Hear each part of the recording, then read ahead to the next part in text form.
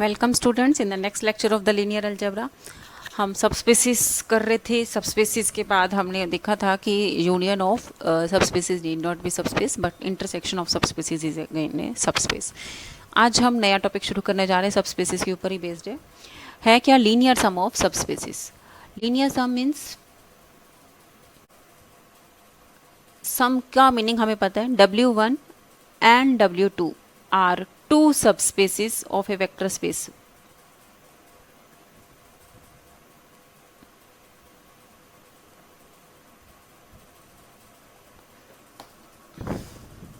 To subspaces of a vector space VF। Vector space VF है और उसी के ही दो सबस्पेसिस दे रखे हैं हमें, W1 एंड W2। इसका लीनियर सम क्या होगा? Vector spaces VF। Linear sum का मीनिंग क्या होगा? Linear sum of W1 and W2।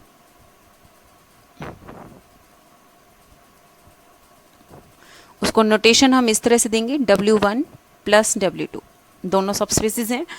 इसमें जो एलिमेंट्स आएंगे W1 प्लस W2 में, that is of the form W1 plus W2 where W1 first element, यानी कि हर एलिमेंट इसका सम की फॉर्म की होगा, फॉर्म का होगा, W1 प्लस W2 की फॉर्म का। W1 belonging to W1 and W2 belongs to W2। अब सिंपल से एक एग्जांपल लेके चले, पहले हम इसको वो करने के लिए वेक्टर स्पेस का नहीं एग्जांपल ले ले, कोई भी एक सेट का एग्जांपल ले रहे हैं। सपोज A है हमारे पास 1 2 3 और B है हमारे पास दिस इज 4 5 6। जैसे हम कार्टेशियन प्रोडक्ट डिफाइन करते हैं कि फर्स्ट एलिमेंट ए से ऑर्डर पेयर डिफाइन करते हैं, फर्स्ट एलिमेंट ए से सेकंड एलिमेंट बी से, तो पेयर बनाते हैं। यहाँ भी पेयर ही है बट पेयर के बीच में एडिशन है। तो ए प्लस बी हम डिफाइन करने जा रहे हैं किस तरह से कि first element should be in A and the second element should be in B. 1 plus 4, आगे फिर 1 plus 5, 1 plus 6, 2 plus 4, 2 plus 5, 2 plus 6, जो भी आ जाएंगे इस तरह के सारे elements, that is in the addition. तो इस तरह से हमारे पास एडिशन डिफाइन किया गया, सम डिफाइन किया गया, W1 प्लस W2। अब हम प्रूव करेंगे कि W1 प्लस W2 ये जो सेट बनने वाला है, this is A subspace, subspace of W और V। ये अगर W1 एंड W2 अगर वेक्टर स्पेस V के सबस्पेस हैं, तो इनका जो सम हमने डिफाइन किया लीनियर सम, इसको लीनियर सम बोला गया। दो तरह के सम डिफाइन करेंगे, first is linear sum and second जब हम करेंगे नेक्स्ट आएगा जब हमारा डायरेक्ट सम। तो हमने पहला लीनियर सम डिफाइन किया, तो हमने प्रूव करने अब इनका जो एडिशन हमने डिफाइन किया है इस तरह से, that is a subspace. Subspace के लिए सबसे पहले नॉन एम्प्टी होना मैंने कहा है जरूरी है। Now 0 belongs to W1 because subgroup under addition, 0 also belongs to W2, that means 0 plus 0 which is again 0 and that belongs to W1 plus W2। That means W1 plus W2 में एक element तो 0 चला ही गया, that means W1 plus W2 is non-empty। This is non-empty subset किसका? V का ही। इसमें भी ये सारे एलिमेंट, अब W1 के सारे एलिमेंट किस में जा रहे हैं? V में। W2 के भी सारे एलिमेंट किस में जा रहे हैं? V में। और इनका एडिशन जो बनने वाला है वो भी सारे के सारे किस में जाएगा? V में। तो पहले तो ये सबसेट तो V का ही बनेगा, क्लियर है कि ये सबसेट V का बनेगा और ये नॉन एम्प्टी भी है। हमारी सबस्पेस की if and only if condition थी। सबस्पेस की if and only if condition क्या है कि कोई भी दो एलिमेंट अगर हम उससे उठाए W1 प्लस W2 से, तो AU प्लस एंड A और B स्केलर उठाएं, A और B हमारे पास स्केलर उठाएं। पहले let U belongs to W1 plus W2 and V belongs to W1 plus W2 and दो स्केलर उठा लिए हमने। तो प्रूव करेंगे हम सब स्पेस की if and only if condition, AU plus BV किस में जाएगा? W1 प्लस W2 में। तो W1 प्लस W2 में जा रहा है। U हमारे पास किस में से उठाया हमने? W1 प्लस W2 में से। अब कोई भी एलिमेंट W1 प्लस W2 में किस तरह का होगा? That is of the sum of this form, U1 plus U2। और V भी हमारे पास W1 प्लस W2 में है, तो वो एलिमेंट किस तरह का होगा? V1 plus V2, where first element U1 किस में है? U1 किस में है? W1 में, एंड U2 किस में होगा? W2 में। तो वेयर यहाँ लिखेंगे हम, where first coordinate U1 and V1, ये तो W1 में है, and U2 plus V2 belongs to U2 and V2 belongs to W2। तो ये फर्स्ट एलिमेंट हमारे पास U1 और U1 एंड V1 W1 में और U2 और V2 किस में चले गए W2 में।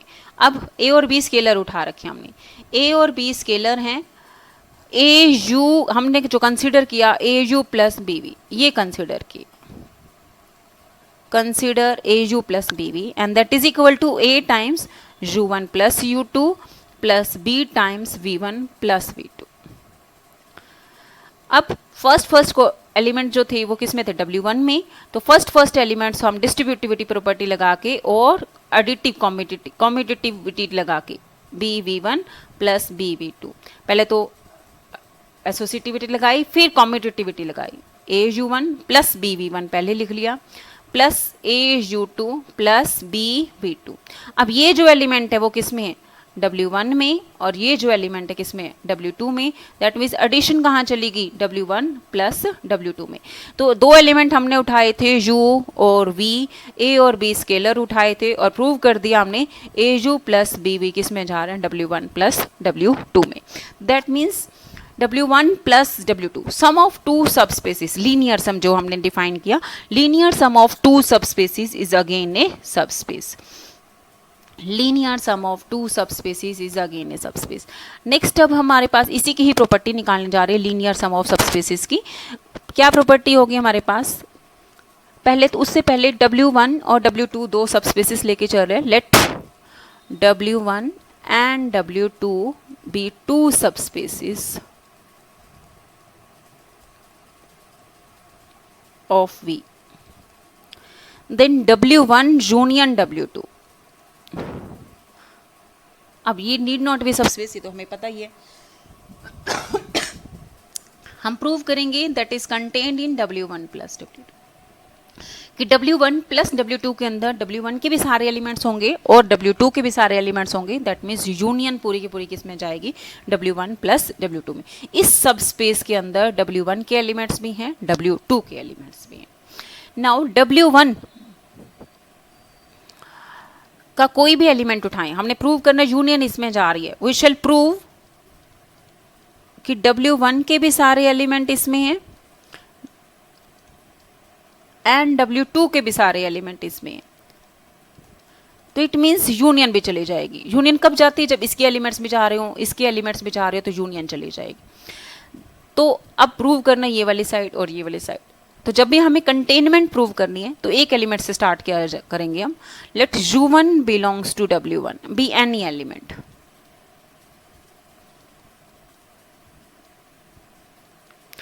Then U1 can be written as U1 plus 0, किसी भी एलिमेंट को U1 plus 0 is the additive identity, और this is sum of two elements where first element belongs to W1 and second element belongs to W2 because 0 belongs to W2।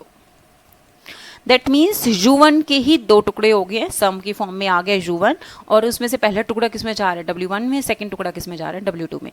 That means U1 किस में चला गया W1 plus W2 में। Same इसी तरह हमने उठाया कहाँ से था ये एलिमेंट, हमने उठाया था W1 से और निकाल के कहाँ दिखाया उसको W1 प्लस W2 में। इट मीन्स इस सेट के जितने भी एलिमेंट होंगे वो हमें सारे के सारे कहाँ दिखेंगे W1 प्लस W2 में। सिमिलरली वी कैन शो एक एलिमेंट U2 हमने W2 का उठाया, एनी एलिमेंट, कोई भी एलिमेंट उठाया, तो इसको क्या लिख सकते हो, then U2 can be written as 0 plus U2 where 0 belongs to W1 and U2 belongs to W2 because 0 किस में जा रहा है W1 में और U2 किस में जा रहा है W2 में, तो सम किस में चला जाएगा। इट मीन्स U2 के भी दो टुकड़े हो रहे हैं जिसमें पहला टुकड़ा W1 में जा रहा है, सेकंड टुकड़ा जो है वो W2 में जा रहा है। दैट मीन्स इस सेट का कोई भी एलिमेंट उठाए हमें कहाँ दिख रहा है वो W1 प्लस W2 में। That means W2 is also contained in W1 plus W2। It means दोनों ही चले गए, W1 भी चला गया हमारे पास किस में W1 प्लस W2 में, W2 भी चला गया अब इसमें, तो इट मीन्स यूनियन चली गई W1 प्लस W2 में। तो ये ऐसा सबस्पेस है जो W1 और W2 दोनों के ही एलिमेंट को कंटेन करेगा। नेक्स्ट अब हमारे पास डेफिनेशन देने जा रहे हैं, तो subspace generated by a set, definition subspace generated by a set. V हमारे पास वेक्टर स्पेस है ओवर द फील्ड एफ, इसी का ही कोई सबसेट लेना, सबसेट लिया, not subspace, non empty subset भी हो सकता है और एम्प्टी सबसेट भी हो सकता है, दोनों नहीं, अभी तक सेट का है, सबसेट लिया है। तो द सबस्पेस जनरेटेड बाय ये सबसेट या सेट कर ले हम, let V F be, definition है हमारे पास, this is a vector space and let हमारे पास इसी का ही एक सबसेट लिया हमने। अब इसी के ऊपर नॉन एम्प्टी सबसेट या उसकी कहने की जरूरत नहीं है, this is S is any subset. Then subset generated by S को सिंबल इस तरह से लिखेंगे, this is the subset generated by S. Generated का सिंबल इस तरह से होता है, एंगुलर ब्रैकेट से जनरेटेड का सिंबल बनाया जाता है। सबस्पेस जनरेटेड बाय एस, ये नोटेशन है, this is the subspace generated by S. और डेफिनेशन क्या होगी, the subspace generated by S is the smallest subspace, ये तो नोटेशन थी हमारे पास, this is the smallest subspace. Definition अब कि ऐसा सबस्पेस जो सबसे छोटा हो और एस को कंटेन कर रहा हो, कंटेनिंग एस, सबसे छोटा सबस्पेस जो एस को कंटेन कर रहा हो उसको बोला जाएगा the subspace generated by S. अब हमारे पास ये सबसेट है, अब ऐसे कई सारे सब स्पेसिस होंगे जो इसको कंटेन कर रहे होंगे, मान लो एक यू वी का ही सब स्पेस है जो इसको कंटेन कर रहा है, एक डब्ल्यू है सब स्पेस है वी का जो इसको कंटेन कर रहा है, कोई और सब स्पेस है जो एस को कंटेन कर रहा है। तो बहुत सारे सब स्पेसिस हो सकते हैं जो एस को कंटेन कर रहे हैं, उनमें से जो सबसे छोटा सब स्पेस होगा, सबसे छोटा, that is called the sub space generated by S. तो सब स्पेस जनरेटेड बाय एस को हम पहले तो एक एग्जाम्पल से देखेंगे कि अगर मान लो S हमारे यहाँ सिर्फ और सिर्फ ज़ीरो एलिमेंट लेके आ रहा है, S सबसेट है और सिर्फ ज़ीरो ही एक एलिमेंट है इसके अंदर। अब ऐसा कौन सा सबसे छोटा सबस्पेस होगा जिसके अंदर ज़ीरो होती है? हर सबस्पेस के अंदर ज़ीरो होती है, हमें पता है कि ज़ीरो सबस्पेस बन रहा है तो ज़ीरो एलिमेंट ने तो जाना ही जाना है। और एक खुद ज़ीरो सबस्पेस W, अगर मैं सिर्फ और ज़ीरो ज़ीरो एलिमेंट, ये खुद भी सबस्पेस बनता है, दिस इज ए सबस्पेस। और सबसे छोटा तो ऑब्वियसली यही होगा क्योंकि बाकी सभी स्पेसेस में, सब स्पेसेस में जीरो ने तो जाना ही जाना है कि हमने सिर्फ और सिर्फ जीरो एलिमेंट डाला है इसमें, और बाकी जितने भी सब स्पेसेस बनेंगे जीरो को तो इंक्लूड करना ही करना है। तो सबसे छोटा जीरो को कंटेन करने वाला खुद जीरो ही होगा, this is a subspace containing S, S को कंटेन करने वाला। इट मीन्स ये खुद ही हमारे पास this, and this is a smallest subspace, smallest subspace containing S.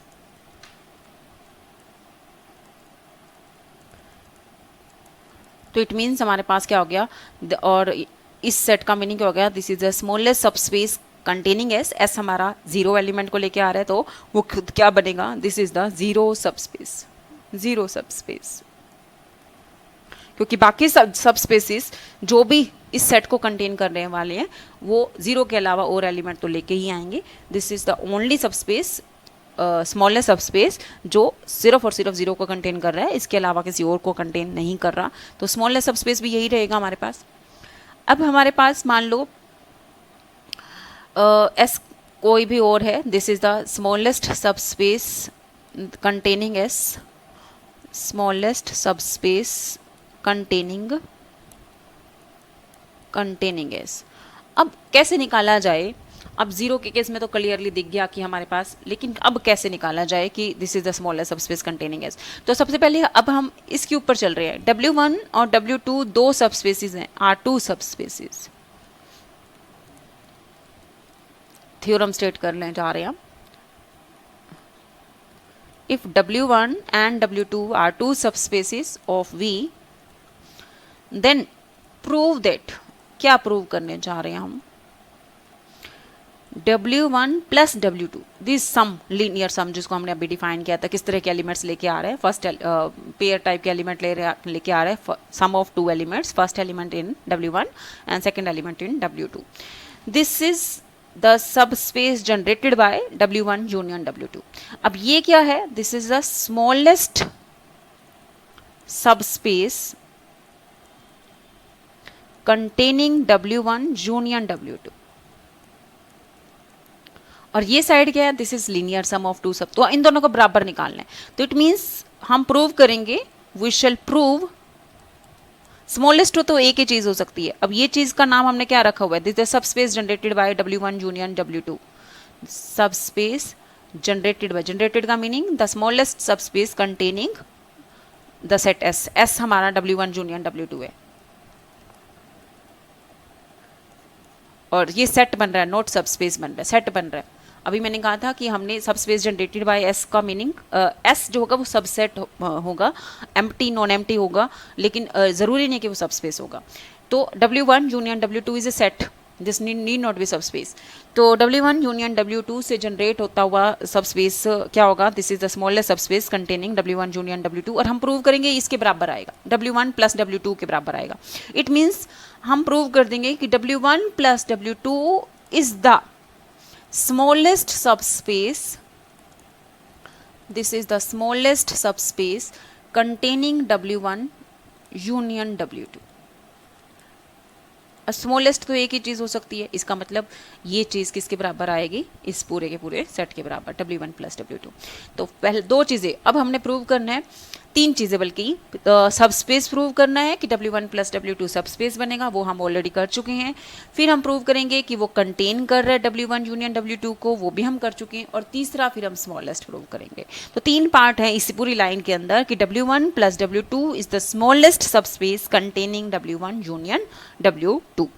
तो पहला हमने प्रूव करना है, वो ऑलरेडी प्रूव कर चुकी हो जब, लेकिन जब ये पार्ट ये थ्योरम आती है तो हमें तीनों चीजें प्रूव करनी है।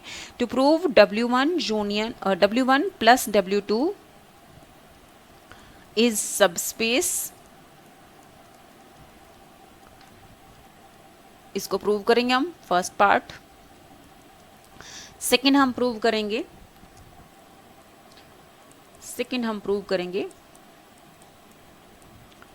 W1 plus W2 contains W1 union W2, वो अभी हमने निकाला, इसको भी प्रूव करना है। और फिर तीसरा पार्ट प्रूव करेंगे कि this is the smallest subspace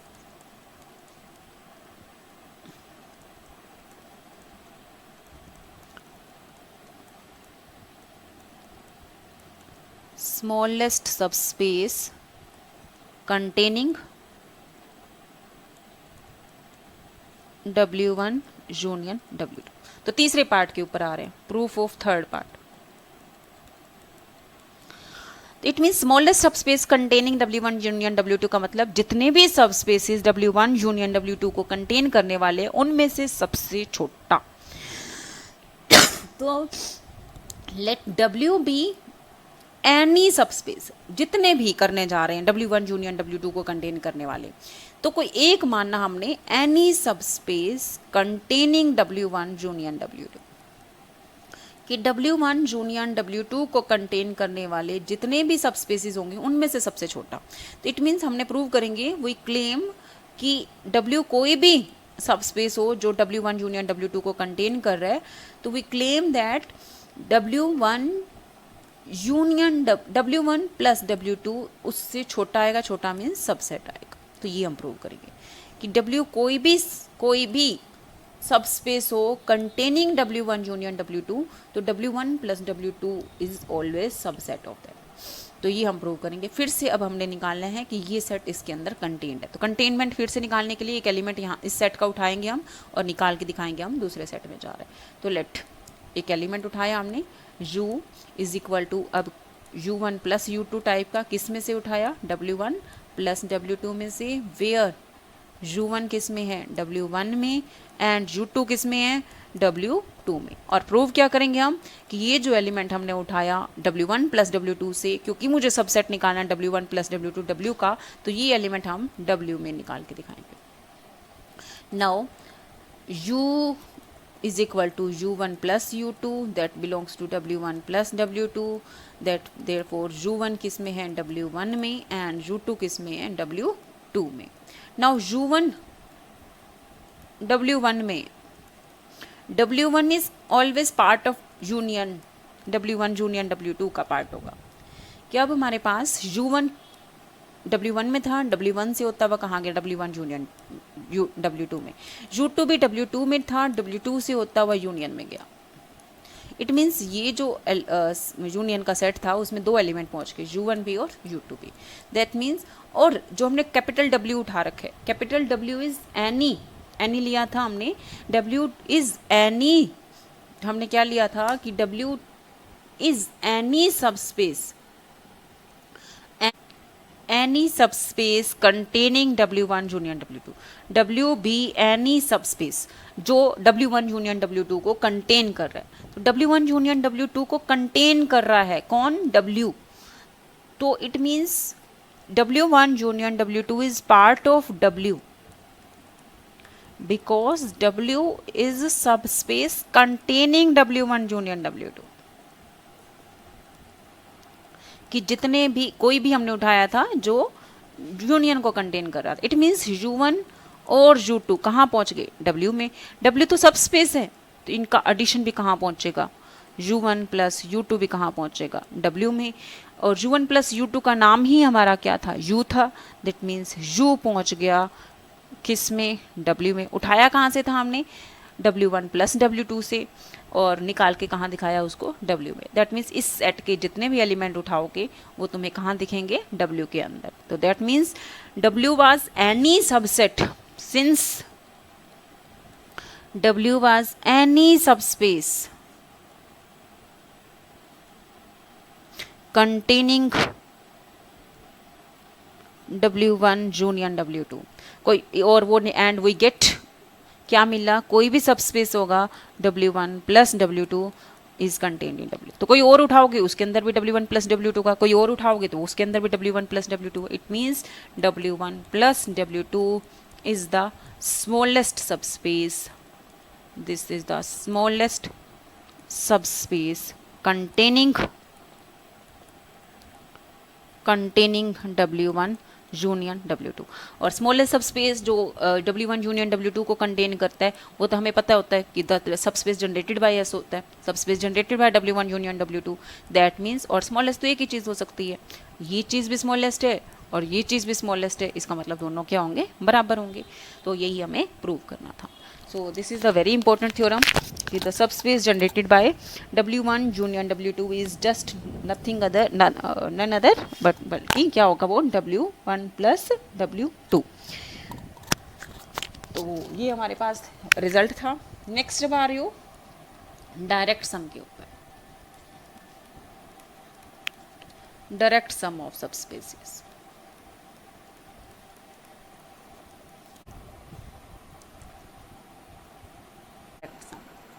direct sum और लीनियर सम में फ़र्क क्या होगा, डायरेक्ट सम को पहले तो हम W1 and W2 are to subspaces,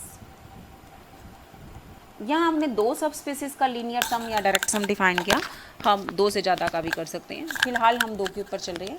direct sum का जो सिंबल होगा वो इस तरह से होगा,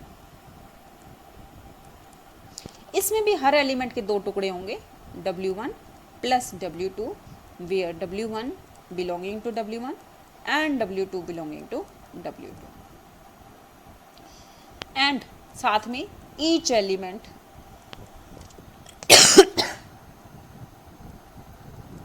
W is equal to W1 plus W2 has unique representation। एक चीज और ऐड की हमने,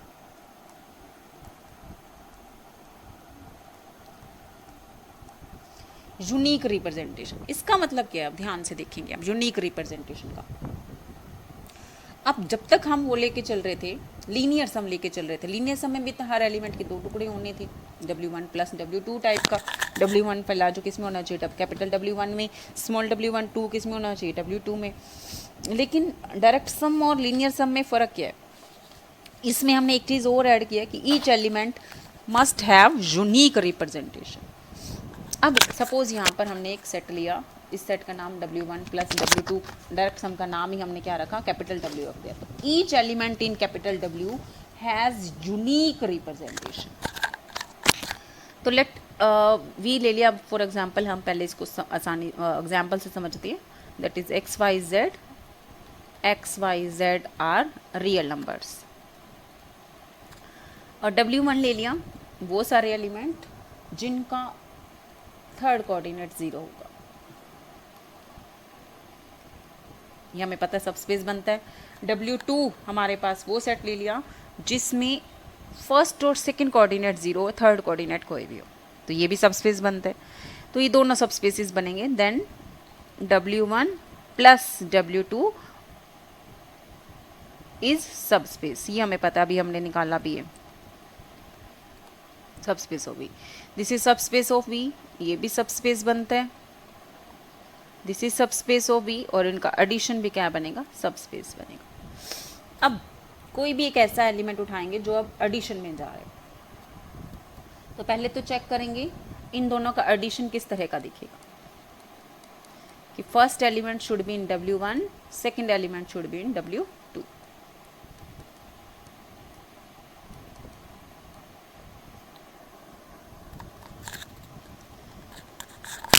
ये तो लीनियर सम हो गया। और इनके एडिशन जब जब करोगे कि कोई एक एलिमेंट हमने उठाया एक्स वाई ज़ीरो, किस तरह का दिखेगा W1 में, and 0 0 Z belongs to W2, इनका एडिशन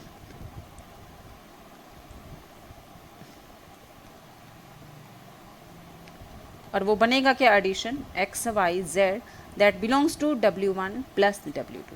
और ये तो अब क्या है, R3 का ही एलिमेंट है, इसका मतलब पूरा के पूरा V R3 वो पार्ट हो गया किसका, W1 प्लस W2 का। आर्बिट्ररी एलिमेंट कोई भी एक्स वाई जेड, कोई भी रियल नंबर है, एक्स वाई जेड कोई भी रियल नंबर हो, तो एक्स वाई जेड किस में दिख रहा है हमें, W1 प्लस W2 में। It means this means W1 plus W2 is nothing but V के इक्वल, V के इक्वल आ जाएगा, पूरा का पूरा R3 आ जाएगा। अब यहाँ से each element has unique representation, कि कोई भी एलिमेंट उठाएं, नाउ चेक करने हमने कि each element has unique representation है या नहीं है। Each element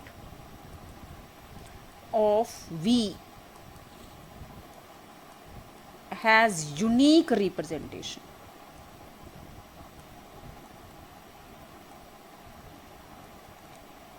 as sum of W1 and W2।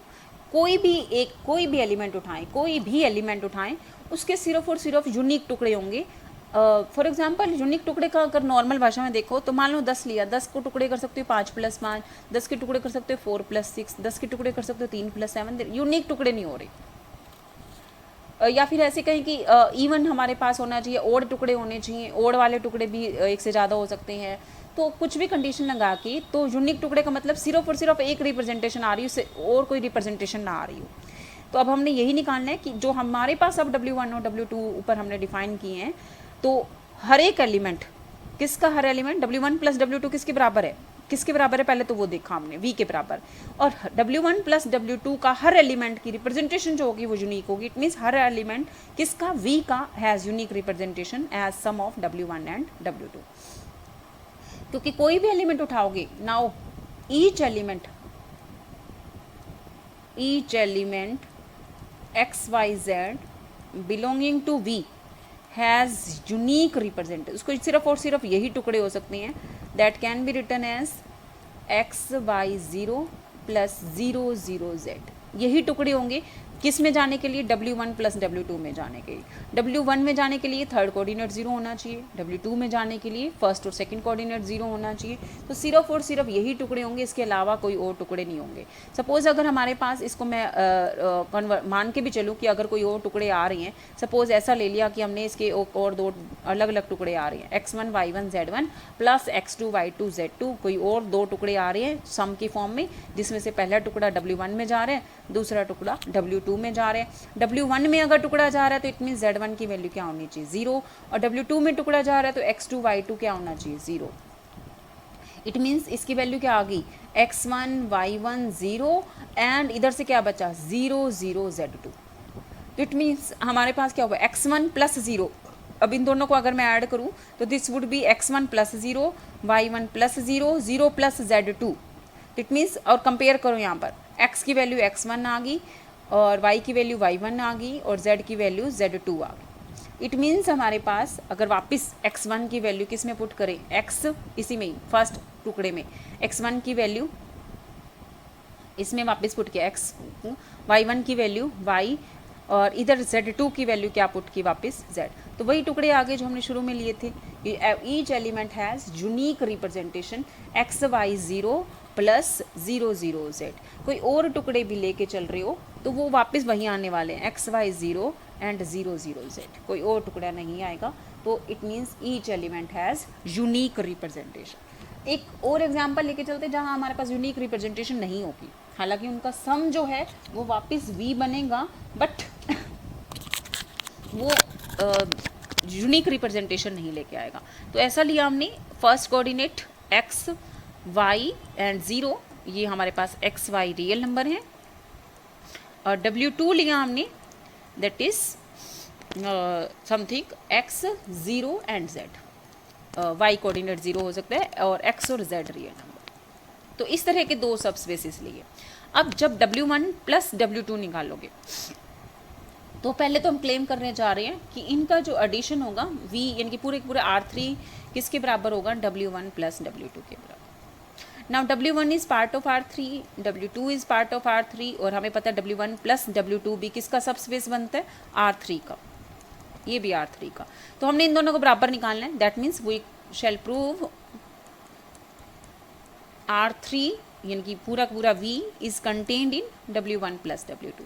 A set B का पार्ट हो, B सेट A का पार्ट हो, तो दोनों इक्वल हो जाते हैं A और B। तो सेम अब यहाँ पर this set is contain in R3 and R3 is contain in W1 plus W2, तो दोनों बराबर हो जाएंगे, R3 is equal to W1 plus W2। तो एक एलिमेंट आर्बिट्ररी उठाया XYZ belonging to R3, then XYZ can be written as, हमने क्या निकालना है, that is R3 is contained in W1 plus W2।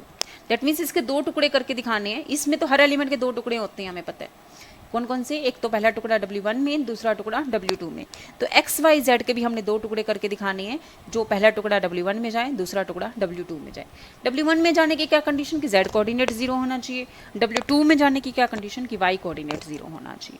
तो अब हमारे पास दैट में Z कोऑर्डिनेट 0 रखना है, Z कोऑर्डिनेट 0 रखना है, और इसमें भी हम ऐसे लिख, कोई हमारी मर्जी का ही है, कुछ ऐसा नहीं है, 0 एंड Z कोड, इसमें Z कोऑर्डिनेट 0, इसमें Y coordinate 0। So this belongs to W1 and this belongs to W2। Half of कर दिया X कोऑर्डिनेट, बिकॉज दोनों में ही X कोऑर्डिनेट, तो एक में Z कोऑर्डिनेट 0 है। W1 की डेफिनेशन क्या आती है हमारे पास,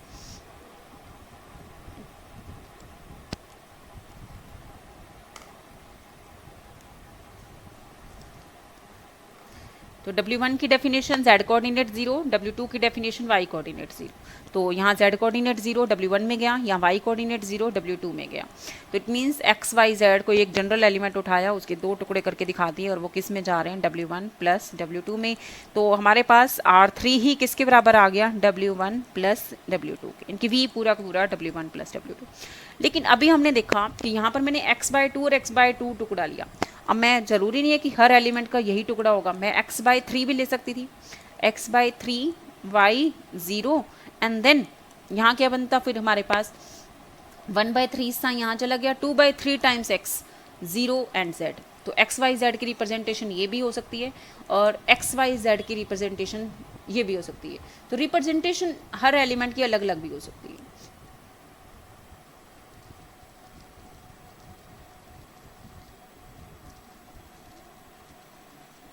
तो एक रिप्रेजेंटेशन ये चल रही है XYZ की, एक रिप्रेजेंटेशन ये चल रही है, और भी कोई रिप्रेजेंटेशन निकाल सकते हो XYZ की, और कोई रिप्रेजेंटेशन इसी में ही इन्फाइनेटली मनी रिप्रेजेंटेशन आ सकती है।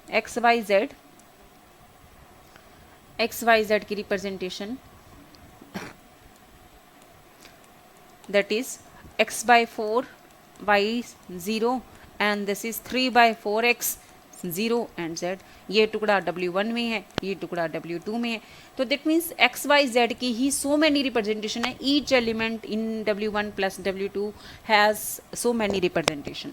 तो it means representation is not unique. ऊपर वाला जो हमने रिप्रेजेंटेशन देखा था, इससे जस्ट पहले वाला एग्जाम्पल, वहाँ रिप्रेजेंटेशन यूनिक थी, बट यहाँ यूनिक नहीं है। तो इट मीन्स यहाँ पर तो हम लिखेंगे इस वाले केस में कि V जो होगा वो जस्ट लीनियर सम है, लीनियर सम है, नॉट डायरेक्ट सम। लेकिन इससे जस्ट ऊपर वाला जो हमने केस किया था, तो वहाँ हमारे पास ये वाला जो केस था, वहाँ हम लिख सकते हैं कि V जो है वो डायरेक्ट सम है, किसका, W1 और W2 का। तो डायरेक्ट सम और लीनियर सम में यही फ़र्क है, लीनियर सम में हमारी representation need not be unique. जब सिंपल लीनियर सम है तो डायरेक्ट सम नहीं है, तो डायरेक्ट सम है तो इसका मतलब क्या होगा कि लीनियर सम तो है ही है, plus representation of each element in W1 plus W2 is unique. तो W1 प्लस W2 जो भी आने वाला है, W1 प्लस W2 का नाम अगर हम W रखें तो जो भी W बनेगा उस W के हर एलिमेंट की representation as the sum of elements of W1 and W2 are unique, then W is direct sum of W1 and W2।